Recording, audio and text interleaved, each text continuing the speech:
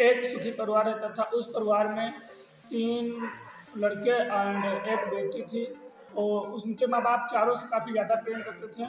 लेकिन बीच वाले से थोड़ा परेशान रहती थी क्योंकि बड़ा वाला लड़का पढ़ लिख कर वो इंजीनियर बन गया था, उसकी नौकरी लग गई थी। और जो छोटा वाला लड़का था, वो पढ़ लिख कर डॉक्टर बन गया था, उसकी नौकरी भी लग गई थी। अब ये दोनों कमा रहे थे। लेकिन जो बीच वाला लड़का था, वो अनपढ़ था, आवारा था। वो थोड़ा मज़दूरी दिहाड़ी करके काम करता था और थोड़े पैसे कमाता था। बाकी दिन भर आवारा की तरीके से घूमता रहता था। इसलिए उसके माता-पिता उस बीच वाले लड़के से कुछ ज़्यादा ही परेशान थे। और जो उनकी बेटी थी, उन्होंने उस अपनी बेटी की शादी कर दी थी और वो अपने ससुराल चली गई थी। और जब वो और उनकी बहन ससुराल से अपने मायके आती थी, तो वो अपने बड़े और छोटे भाइयों से मिलती थी क्योंकि उनके पास पैसा था, और बीच वाले भाई से नहीं मिलती थी क्योंकि उसके पास पैसा नहीं था। लेकिन बीच वाला भाई अपने बहन से भी ज़्यादा प्यार करता था। और इसी तरीके से ये कहानी चलती रहती। बाद में बीच वाले लड़के के बगैर शादी किए ही उनके पिता की मृत्यु हो जाती है। जब उनके पिता की मृत्यु हो जाती है, फिर उनकी माँ सोचती है कि ये आपस में कहीं बंटवारे की बात ना कर दें, और इस वजह से उनकी माँ अपने गांव की ही एक सीधी साधी लड़की से अपने बीच वाले लड़के की शादी कर देते हैं। और अब उनका लड़का बीच वाला और उनकी जो गांव की लड़की रहती है वो उसकी पत्नी, और काफ़ी मिलजुल कर रहते हैं। और जो वो लड़का काम करने मजदूरी बाहर जाता था, तो मन लगा के वहाँ पर काम करने लगा और पैसे बटोरने लगा। अब जब उसके बाहर के दोस्त उससे मिलने के लिए आते थे कि चल बाहर चलिए कहीं घूमते हैं, तो वो कह देता था कि अभी तक हम अकेले रहते थे और अकेले कमाते खाते थे, तब हम घूम लेते थे आप लोगों के साथ, लेकिन अब हमारे साथ हमारे बच्चे हैं, बीवी हैं, और अगर इस उम्र में हम नहीं कमाएंगे तो हमारे बच्चे और बीवी क्या खाएंगे। ये बात कहकर वो अपने काम के लिए सीधा चला जाता था और उसके दोस्त अलग चले जाते थे।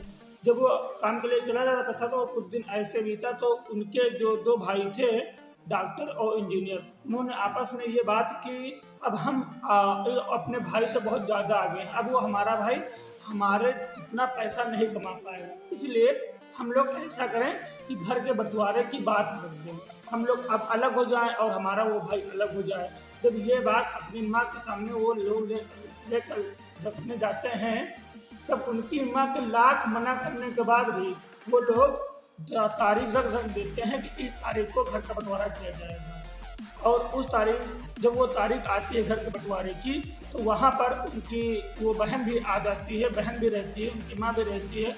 और उस गंवार भाई जो बाहर काम करने के लिए जाता है, बीच वाला भाई, उसको ये नहीं पता रहता है कि आज हमारे यहाँ बंटवारा किया जाएगा। जब वो अपने मजदूरी काम करने के लिए बाहर जा रहा था, तो फिर उसके भाई कहते हैं कि आज तुम काम पे न जाओ, आज घर का बंटवारा होगा, आज यहाँ पर तुम रहो, ताकि मतलब कि तुम भी बता सको कि हमें कहाँ पर कितना हिस्सा चाहिए।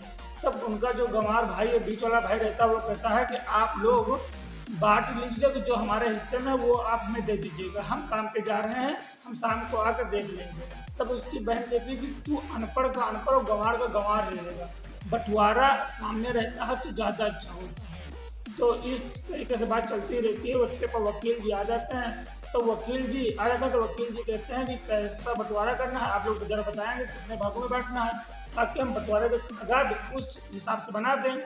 तब बताया जाता है कि इतना खेत है, इतना घर है, इस हिसाब से बंटवारा करना है। तब वो वकील जी कहते हैं कि आप लोगों के हिस्से में इतना खेत और 10-10 बीघा खेत आया है और घर है, तो आप लोग अगर इस हिसाब से माने तो हम इस हिसाब से बांट दें।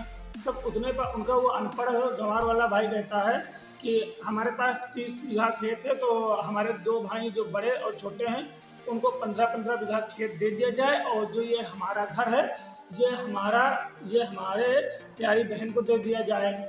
जब ये अनपढ़ भाई और गंवार भाई बोलता है, तो उसके बातों पर वो दोनों भाई हंसने लगते हैं। कहते हैं फिर तू क्या करेगा, हंस कर कहते हैं। तो वो कहता है कि मैं क्या करूँगा, मैं मजदूरी और दिहाड़ी करता हूँ, कि आप लोगों के हिस्से में 15-15 बीघा खेत है और मेरी प्यारी बहन के हिस्से में ये घर है, लेकिन मेरे हिस्से में हमारी एक माँ है, हम अपने हिस्से में माँ को लेना चाहते हैं। तो वो अपनी पत्नी और मुस्कुराते हुए कहता है, क्यों, हम माँ को अपने हिस्से में ले लें तो कैसा रहेगा। फिर उसकी पत्नी भी आती है और अपनी माँ के गले मिल जाती है, और क्रोध नम आंखों से कहती है, जी माँ हम आपके साथ नहीं रहेंगे, हम आपको अपने ही हिस्से में रखेंगे। और वो भी जाता है, अपनी माँ से लिपट जाता है और उसके आंखों में आंसू आ जाते हैं और वो अपनी माँ को अपने हिस्से में मांगता है। और फिर वो बंटवारा का समय इतने सन्नाटे में बदल जाता है कि किसी को कुछ भी नहीं समझ में आता है कि हम बंटवारा करने के लिए यहाँ पर थे, कि बांटने के लिए थे, माँ के प्रेम के लिए थे। किसी को कुछ भी नहीं समझ में आता। फिर सब लोग एकदम सन्नाटे में बदल जाते हैं। फिर वो दोनों जो बड़े और भाई छोटे भाई होते हैं, तो वो आते हैं, अपने कागजात जो बंटवारे के होते हैं उसको फाड़ देते हैं। तब जाकर माँ के बाहों से लिपट जाते हैं और फिर अपने किए का पछतावा करते हैं और अपने उसी गंवार अनपढ़ भाई से माफ़ी मांगते हैं कि हमने, वो कहते हैं कि जो हमने किया ये गलत किया। तो वो अनपढ़ गंवार भाई कहता है कि जिस तरीके से हम लोग बचपन में एक दूसरे के साथ मिलकर रहते थे, मिलकर खेलते थे, मिलकर खाते थे, उसी तरीके से आज भी हम लोग मिलकर रहें, मिलकर खेलें, मिलकर खाएं, मिलकर कमाएं। तो ये थोड़े नहीं है कि बगैर बंटवारा किए हमारा जीवन नहीं चल पाएगा। अगर हम बांटेंगे नहीं तो हमारा जीवन नहीं चलेगा। और इसी तरीके से हमें दोस्तों ये समझ में आई है कि एक सही घर को, एक सुरक्षित घर को रखने वाली एक माँ ही होती है। एक सच्ची माँ वो होती है जो एक सही से घर को बांध कर रखे और सही से घर को चलाए।